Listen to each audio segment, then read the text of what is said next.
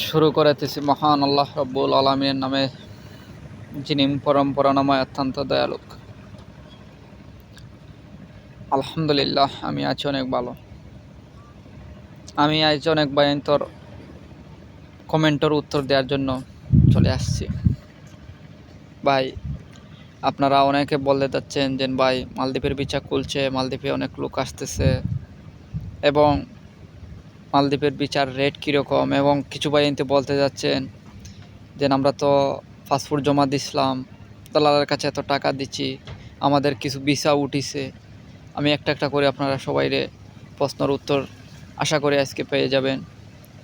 ভাই, মালদ্বীপের অরিজিনালভাবে এখনও কোনো ভিসা খোলা হয় নাই, অনুমতি হয়েছে।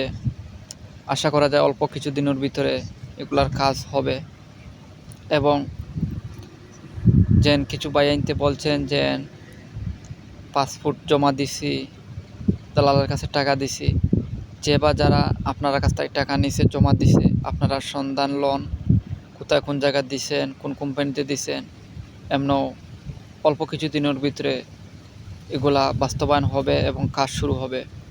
আর যারা বা এনতে ভিসা উঠে গেছে, ভিসা উঠার পরে ক্যান্সেল হয়েছে, এটা একই অবস্থা, একই কোয়ালিটিরভাবে কাজ হবে। নতুনভাবে এখনও কোনো ভিসা উঠে নাই। আর বাংলাদেশের টুরিস্ট যারা আছে এরা তো এভরিডে আসতে পারে, 24 আওয়ার্সের ভিতরে যে কোনো সময় আসতে পারেন। আপনারা দেখেন বাংলাদেশের টুরিস্ট আসেন, আসার পরে মনে করেন যে না আমাদের বাংলাদেশের ভিসা খুলে গেছে। না, বাংলাদেশের এখনও কলিং ভিসা এখনও খুলে না হয় নাই। খোলা হলে এবং আপনারা সবাই জানতে পারবেন, আসতে পারবেন।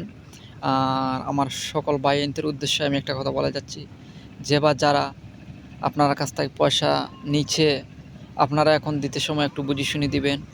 মালদ্বীপের আগর নিয়ম কোনোটাও রয়েছে না বর্তমান অবস্থায়, পুরাটা নিয়ম চেঞ্জ হয়েছে। বিচার দিকে, কাম কাজের দিকে, সম্পূর্ণ ক্ষেত্রে আগের কোনো কিছু এখন আর নয়, সবগুলো পরিবর্তন হয়েছে। আপনারা বুঝে শুনে টাকা পয়সা দিবেন এবং দালালের সাথে শক্ত কাজভাবে কথা বলবেন। অনেক বাইন আমি দেখতেছি ইদারিং লোক আসছেন, আসার পরে এখনও 1 বছর হয় নাই, কাজ নাই, কর্ম নাই, স্যালারি নাই, খাওয়ার সমস্যা, থাকার সমস্যা। আমি কিছু দলাল উদ্দেশ্য কথাগুলো বলে যাচ্ছি। ভাইয়েন, আপনারা এরকম আমাদের বাংলাদেশি ভাই, আপনিও বাংলাদেশি, আপনারা বাংলাদেশি হইয়া বাংলাদেশি লোকের সাথে এরকম কাজ করবেন না এবং এরকম আচরণ করার চেষ্টা করবেন না। সঠিক কোম্পানি দুই থাকে, সঠিক আপনার হাতে 2 ভিসা থাকে, সঠিক মূল্য হিসাবে ত্যায্য করিয়া উনিরে বলবেন। উনির কথা কাজে যদি পছন্দ হয় চলে আসবে, কথা কাজে পছন্দ না হয় আপনি অন্য কোথায় দেখবেন। কাউকে মিথ্যা কথা বলিয়া আনিয়া এরকম কষ্ট পালাইবেন না। সবার কাছে আমার বিনত অনুরোধ, সবাই ভালো থাকেন, সুস্থ থাকেন। আসসালামু আলাইকুম ওয়া রাহমাতুল্লাহি ওয়া বারাকাতুহু।